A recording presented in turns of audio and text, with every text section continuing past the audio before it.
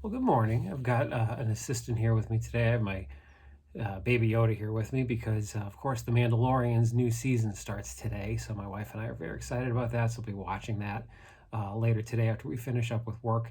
And the baby Yoda is here to remind you of some details that you will want to follow along with as you're working on paper number 4. So let me shuffle him out of the way here for a second and show you some details of what I want you to be working on for paper number 4. Now, as always, make sure that you've read over the directions for the paper. They're on Blackboard, and this time they not only have the MLA reminder as usual, including a couple of sample works cited for these paper topics, but there's also the outline. And so unlike the last few papers where I put outlines up in the announcement section on Blackboard, this time within the actual directions for the paper, you're going to see an outline. So please make sure that you've read that.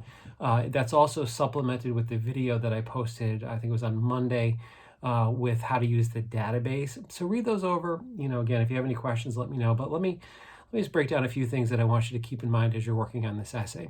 So like I said, please read the directions. Make sure that you go through that video also. If you've had any trouble getting into the database, the Chicago Tribune database, then please send me an email and I can help you out with that. Now, next thing is make sure you start early with this paper. If you're if you're a procrastinator, if you typically start papers maybe the day before or even the day of, this paper you do have to start earlier. And again, as someone that I was never very good, as I've said before, at starting papers that close to the deadline. I don't have a lot of good advice for telling you how to write a very effective paper the day before. My friend Josh Sunderbrook, who's in the English department at Harper, has a whole lesson he gives on how to write papers at the last minute because I guess he's good at that and was good at that when he was an undergraduate and when he was in grad school. I do not have that talent or that skill set. I've always been, as I've said before, a slow writer, and I tend to work very slowly and deliberately on smaller pieces of any assignment or piece of work that I'm doing, at least a week or two in advance. So for this one, I'd recommend trying that if you haven't before, because you do have to use the database. You do have to find some research material on Jamila Woods. So that's difficult to get all those moving parts working together if you're too close to the deadline. So try to start early. Also make sure that when you are looking through the database and trying to find an article or articles, some of you had emailed to say, well, could I use 2 articles from the database? And that's fine. The 1 article is just the minimum just to kind of get you started, but you certainly, if you find a couple that are useful, that's not a problem. You can certainly use that for this paper. But make sure that you find an article that you feel strongly about, at least one that tells us more about her background. Because remember, no matter which of the 2 topics you're doing, whether you're doing topic number 1 that only focuses on Jamila Woods, or you're doing topic number 2, which is a comparison paper where you compare her to John Porcellino, you're looking to see what impact the city has had on her. Or again, if you're doing topic number 2, it's the impact that Chicago has had on both her and on John Porcellino.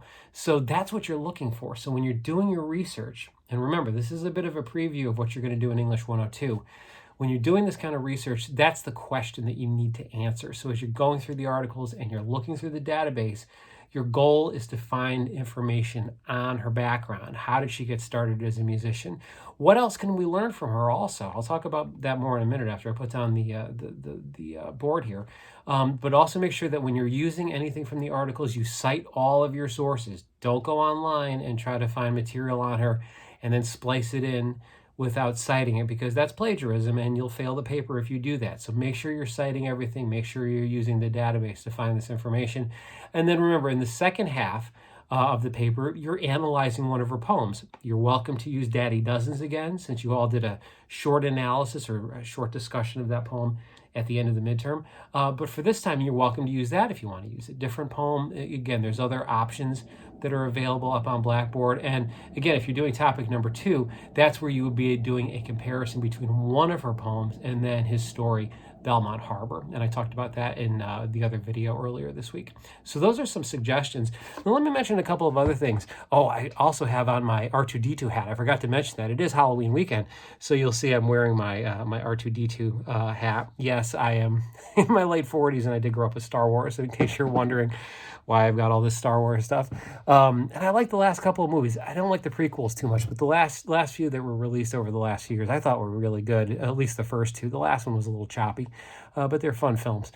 Anyway, as we're thinking about paper number 4, your goals for this one are to, again, to learn how to do research more effectively. So the reason that I'm giving you this assignment, as I had said in the previous video, is that English 102, which most of you will probably take in the spring, focuses on research papers. You build up to a longer research paper at the end of the semester. So every paper you do in the first half builds up to that longer paper.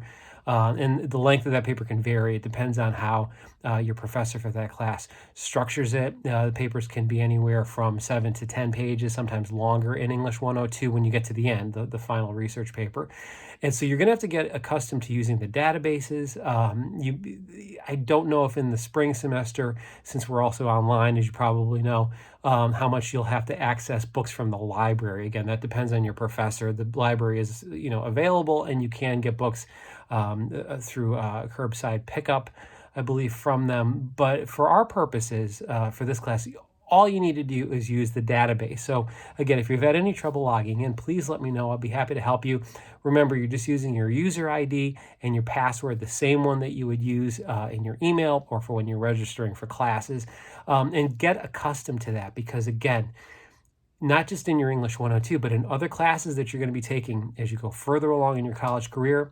Also, as you get into your major in particular, you're going to be writing more papers, and you're going to be writing papers that require this kind of research. So you want to know how to use these resources to help you do that research. And as you know from having written other research-based papers, the goal is always to have a question that you are trying to answer. So in the case of this assignment, the question, no matter which of the two topics you do, is the same. We want to see how Chicago shaped somebody like Jamila Woods. And again, if you're doing topic 2, it's a comparison question. So how did the city impact Jamila Woods and also John Porcelino? That's a compare and contrast essay. So again, you'd follow largely the same structure.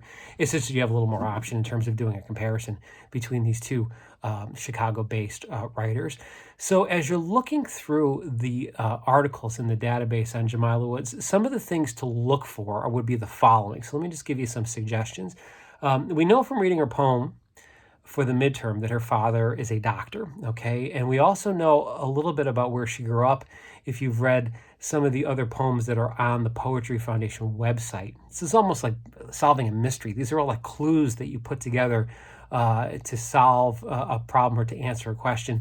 You can also think about doing research almost as though you're putting together a puzzle. So you're trying to find all these pieces, and then you're putting them together, and you're trying to create one image or one narrative in our case. So we know that her father was a doctor. We also know that she grew up largely in the Beverly neighborhood, which is on the south side of Chicago, because she has a poem about the neighborhood. We also know that she went to a Catholic high school that was largely white, was not a lot of other African-American students. And so we know that from the Homeroom of Doom poem, which is also one of your selections, where she had a hard time fitting in. Also, she was from a slightly different class. When she started high school, she didn't have quite as much money as these other kids that she was going to school with.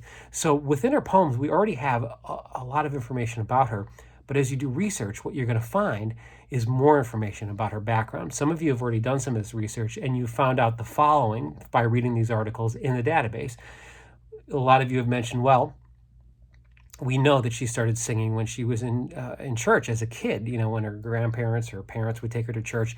That's where she started singing. So that's how she got exposed not only to lyrics and lyric writing and singing, but also to the gospel tradition that she comes out of in her music. So that's important to kind of keep in mind. She's a protege and a friend of Chance the Rapper, which you'll also learn if you do research on her. So that's had a major impact. She's taught, she's been part of things like the After School Matters programs. She's a poet. Some of you have mentioned how much you enjoy slam poetry, and she's part of that scene.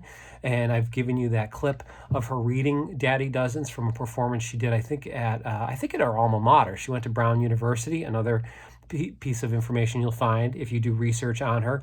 So a lot of her themes, and some of you have mentioned this as you've sent me questions and emails, a lot of you have said, well, given what I've seen so far, it seems like her work is often not only about her community and also about the city. I mean, she's got one song that's all about Lake Michigan and how much she loves it. Again, if you dive more into her work, you'll find that out. She celebrates her neighborhood. She celebrates her family. She deals with a lot of complex political and social issues in a lot of her songs. Her most recent record, Legacy, which you also will find articles on in the database, pays tribute to all these different heroes that she had growing up, different musicians, a lot of whom are from Chicago. She's got a song, for example, about Muddy Waters, the Chicago blues musician, where she pays tribute to him. So when you're writing this paper and you're analyzing one of her poems, the question that you're looking to answer is, how did Chicago and her life growing up in Chicago and even her experiences now as an adult in the city, how has that inspired and shaped her? What are the influences that have helped her overcome the harder parts of her life, the challenges of fitting in, the challenges of, again, having a dad who clearly was overworking, where she didn't have those connections to him because of all the work he was doing for the family. So those are some things that you want to explore. So that's why I said earlier, to do this effectively, you have to take your time, because you got to sift through the articles, you got to look through them, look at the abstracts, see which ones would be useful. So take your time. As always, make sure you ask me questions. Email me if you have any problems. But you're welcome to use material, as I said, from the midterm. If you want to write about Daddy Dozens, again, you can. She's definitely she's mentioned things about her dad in some interviews and some articles that I've seen online that students have used in the past for this assignment. But let me stress just a couple more things here before I wrap up. Make sure you're citing everything. So when you are finding information on her from the database, you've got to make sure it's cited, and I've got all those details in your directions. Don't take sources from online places that you do not cite. That's plagiarism, and it's a really serious issue. It gets even more serious when you get into English 102, and you've got to use multiple sources, and you're going to put them together. But you should also have fun with this. I mean, I'm biased. I like doing research a lot. Again, as a scholar, as someone that publishes pretty frequently, I like piecing